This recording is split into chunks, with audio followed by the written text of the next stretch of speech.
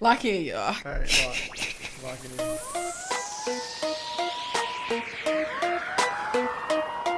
Welcome to the First Year Experience Podcast, where we share valuable tips, tricks, and insights to help you navigate the college life. We're your hosts, Lanice Fielder and Adrian D. Myers. And each week we'll be bringing you inspiring stories, engaging interviews, and practical advice designed to support you throughout your college journey. Whether you're a new student or just looking for guidance, we're here to make the most of your school year. So let's dive in.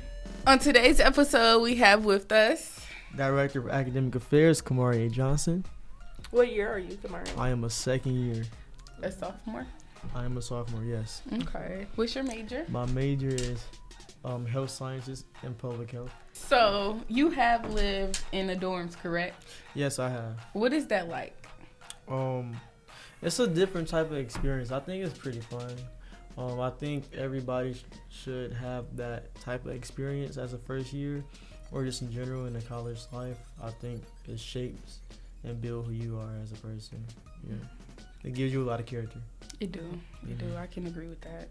So, as someone who lived in a dorm, what do you typically do on like a weekend for fun?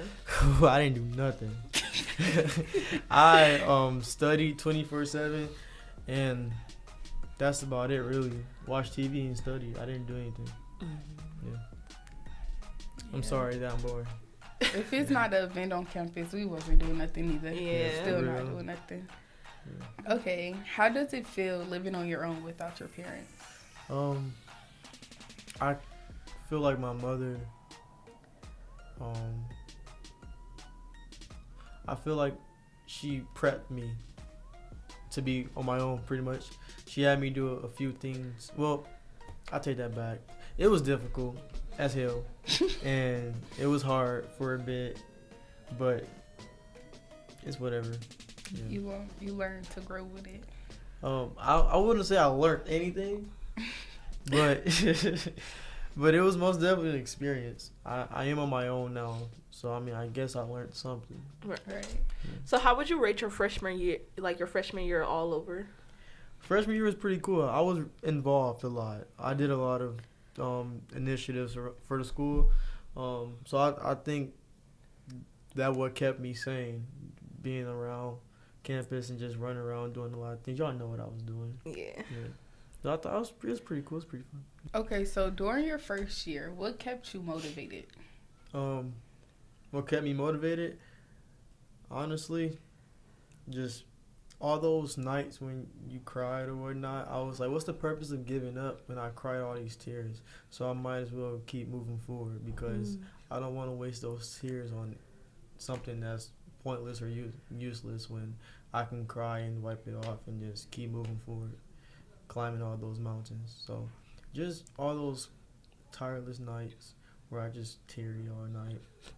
Like, it was times where I just wanted to give up, and I knew I couldn't because I made it so far. And what's the purpose of, going 5 steps back when I made so much, progress? Mm-hmm. I definitely can agree with that. Yeah. So if you could go back to your first day of school, like your first day of freshman year, what would you do all over again, or what would you think? Can I be real? Yeah. I would not get involved.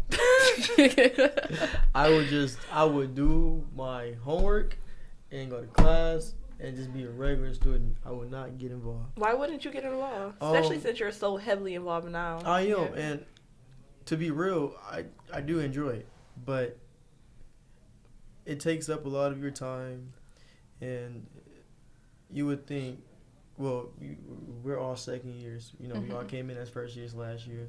We know how mentally, the changes. Yeah, right? Yeah. So we know how hard that was. So coming in as a first year, just like everybody else, not knowing what college really is, getting so heavily involved, now you have that weight on your shoulders to be perfect in a way, because not saying they ask us to be perfect, but when you join certain organizations on campus that have high status, they expect a different type of their expectations is higher. Right. Yeah. So you can't really mess up. You can't really do this. I can't go walk around with my joggers and sag. I don't want to sag.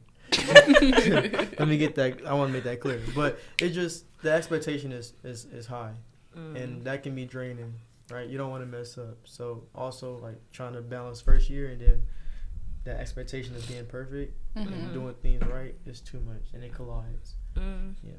So would you ever consider yourself like next semester, since you would be a junior, like stepping back from some of your leadership roles? I have thought about it. I have, but again, I do love what I do. I wouldn't. I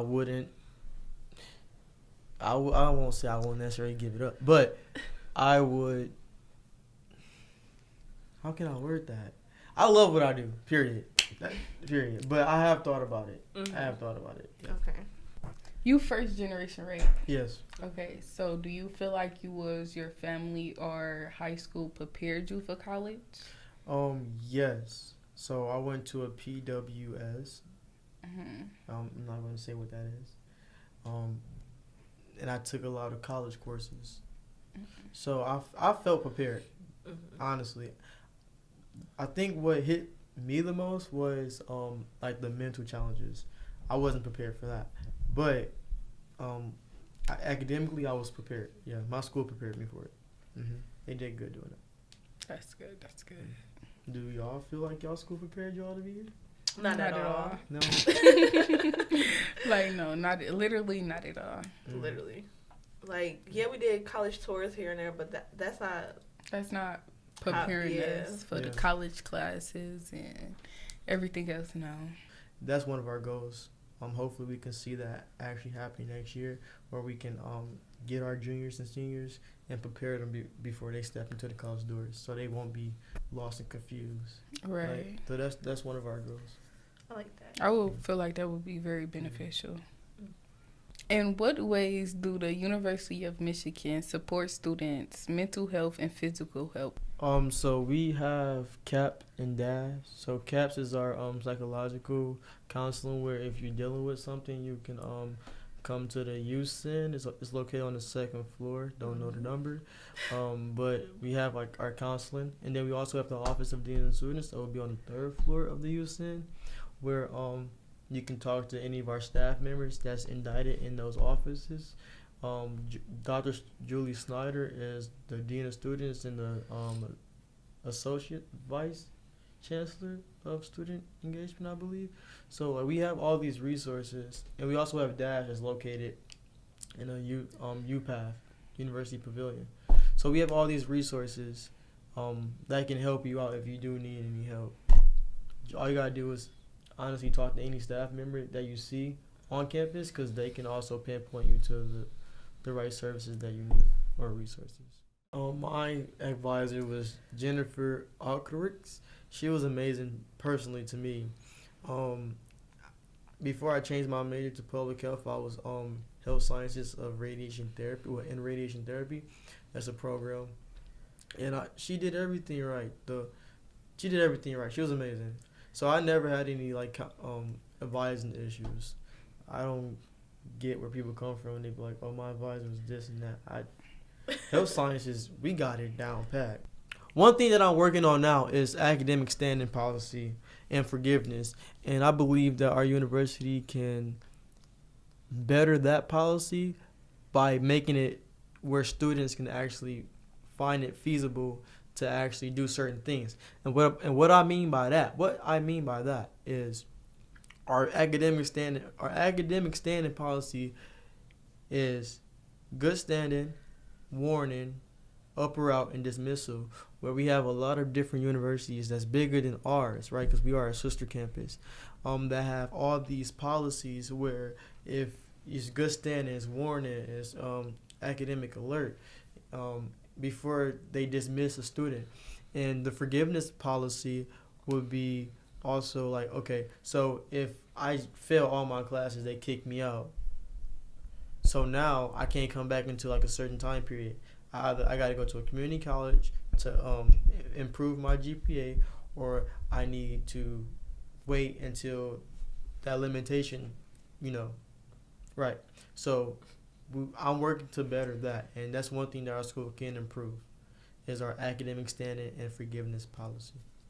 Yes, student government is working on that for you guys. So, like, what is your end goal as far as like college? I want to be a doctor. A doctor? Yeah. What made you want to be a doctor? I want to be able to control I probably Control. should. That sounded a little suspicious. Okay, let me rephrase that. It came out wrong. I want to be able to be in rooms that I'm not allowed to be in. I want to be able to speak for the people that's not able to speak up for themselves, and be that force, and be that force and the voice for like that lower population. So anything public health wise, hospital wise, insurance wise, pro bono wise, like that's just to be in rooms where nobody wants me to be in, because I'm going to speak up for the people that can't speak for themselves. So the goal is to get my doctorates in health administration, so I can possibly run a clinic or a hospital. I see that for you. Yeah. What legacy do you want to leave behind? I just want people to remember the work that I did, but I really feel like people don't know what I've done though. Like, that's the thing, and it really don't matter who did it. Truthfully, it just mattered that it got done. Right. But like, You still want that recognition? I mean, I guess a little bit. You want your flowers, which I mean, is kind understandable. of. And I mean, again, it's not really like a big deal, but like, I do want people to know, like, I did, like, go back to back for you to have this. Like, I argued with administration, I argued with student reps, I argued with advisors, staff, whatnot, and I also worked with people, and we came together on one accord to figure things out. Everything is not always an argument or like a fight, because a lot of people that works here do have a common goal and interest, just for students. Right. But like, I want students to know like how hard I did fight for them to have certain stuff. A lot of stuff that y'all got now that y'all don't really realize that, oh wait, okay, we probably wouldn't have not happened. Yeah, like taking stuff for granted. Well, I wouldn't say taking anything for granted. Like, we all paid for everything that we got here. Right. Let's keep it Well, above. definitely paid. Yeah. So like, you ain't taking advantage of it because you paid for it. So like, you're gonna utilize it better or differently. What is one change you think student government can actually make on, like, to impact the student day-to-day life? Again, that's just too broad to answer. Student government can do a lot. We advocate for a lot of things, and student government is working to change things that we believe students. Well, I won't say believe. We know that students complained about. And mind y'all, we are students too, so we also have concerns, as well. But like, it's a whole limitation process to that. But anyway, that's just too broad to answer. But we do a lot, and we're working on a lot of things to advocate for and change. That's just the best way I can answer that. So, since you're a student government representative, what motivated you the most to become one? I just wanted to get involved. And funny story. So last year, at the Wolverine, barbecue or whatever, I met Wolverine Welcome? whatever it's called. Is that what it's called? When they had that. It's a barbecue something. The Chancellor Barbecue. Yeah, the Chancellor Barbecue. Okay. I met Abraham Dabaja, who was the vice president of student government last year, 2024, 2025. He introduced me to Logan Lepine, which was the president at the time as well. True men when it comes down to like advocacy. They advocated for you. They advocated for me. They wanted our best interests, and so that's part of the reason why I joined student government. And then when I got into it, when I got indicted inside of student government, the director of academic affairs, Jemiah McQuiller, I'm giving shout outs. Oh yeah, she graduated in December. Yeah, she graduated in December. They became like family, honestly, and I got really, really close with them. And the work and the initiatives that we did last year, it was just a lot. So meeting those people actually changed my life. It made me really want to try to advocate for people like us. So for a new student coming onto campus, how would you, if they wanted to get involved in student government, how would you tell them to go about the process? First, I would talk to them about student government, what we do. I would try to explain like the good things and like the source that comes with it, the information, give them all that information that they need to actually join student government. But I tell them like the process and stuff, and like how good student government is, and the things that we can really do to advocate for students if you want to make some change. So if you want to join student government, it's not too late. My name is Kamarea Johnson. My email is jkamarea, JKAMAREA @umich.edu. Email me if you want to join student government. But no, I had the privilege to meet a lot of staff members, and meet some good faculty as well. Cause when you hear about college, you don't think about professors or staff members actually caring about their students. So like, I met Miss Bianca, Miss Sean, Dr. G. I have all these peoples in my corner where like they really care for me. They really care about my well-being, my health. Dr. Luke, Q, all these like beautiful people that's in Q my life. from ICC. Like I grew all these bonds with all these individuals, and that right there helps me a lot. What's one thing people misunderstand about you? The people that joined student government last year, like the Senate. I won't say like the people that's like overall, because it's like two different cabinets. It's like it's like our cabinet for the president, and like the Senate, which the vice president controls. But I feel like the 15th Senate, my group, we was a bunch of outcasts.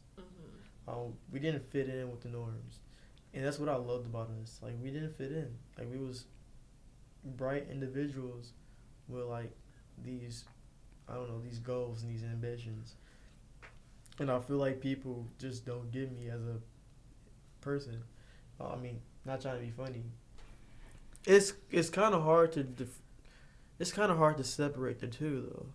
Like yeah, I'm a student, but I'm also a student professional, and I usually wear that front 24/7. When somebody see me in the hallway, it's, oh, hi, you doing this? What you working on now? Right? It's not. Any last words of wisdom or advice that you would have for students that's not first year? Stop trying to beat these social norms. You feel me? Stop worrying about things you have no control over. Let's be realistic here. You feel me? Life is life, and for everybody, life is hard for a lot of people, including me. But I feel like we just got to be able to control the things that we can move in front of us. So stop worrying about what happened yesterday. Stop worrying about the storms and the clouds. Just remember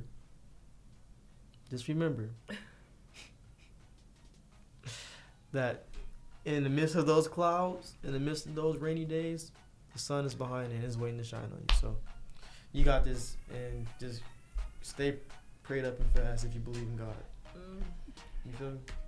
Thank you, Kamarea, for joining us on the First Year Experience podcast. If you enjoyed the show, please be sure to subscribe, leave a review, and share with your friends. For more resources and updates, follow us on social media and check out our website. Until next time, we're your hosts, Lanice Fielder and Adrian D. Myers. Wishing you a successful and a fantastic school year. Take care.